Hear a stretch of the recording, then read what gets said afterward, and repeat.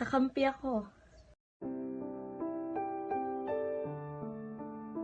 Mahalaga ang iyong kwento.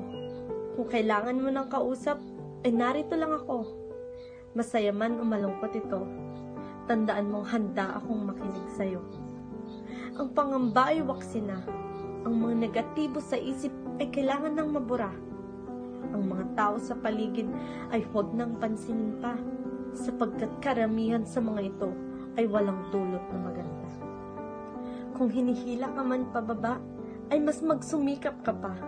Kung tingin sa'yo ay masama, mas mahalin mo pa sila.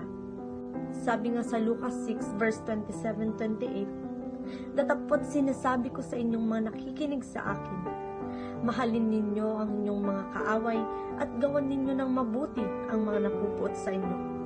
Pagpalain ninyo ang mga sumusumpa sa inyo at ipanalangin ang mga umaapi sa inyo. Bumalik ka sa iyong pinagmulan upang sundan ang bakas ng nakaraan. Subukang ituwid ang kamalian kahit walang sapat na kakayahan. Salubungin ang mga malalaking alon kasabay ng masungit na panahon. Umiyak ka lang ngayon kasabay ng malakas na ambon. Huwag lamang ibaon ang mga sakit sa dibdib na parang isang kahon. Sige, lumuha ka kahit magmistulan pa itong talon. Ngunit tandaan mong dasal lamang ang sagot sa Panginoon.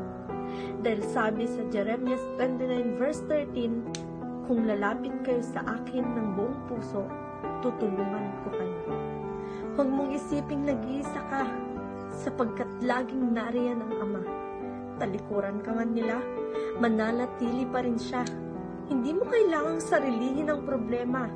Hinihintay ka lang ng tawagin ang pangalan niya. Sa paghahanap sa sarili, maliligaw ka dito. Dahil hindi naman usapan kung luma ka o bago. Marami ang iskinita pero hindi isang dulo. Madali itong pasukin, ngunit hindi alam kung saan patungo. Ngunit huwag kang hihinto kapag pagod ka ng tumakbo. Maglakad ka lang at huwag kang hihinto. Dahil wala pang nananalo sa buhay na pinili ang pagsuko. Tandaan mong kakampi mo ko.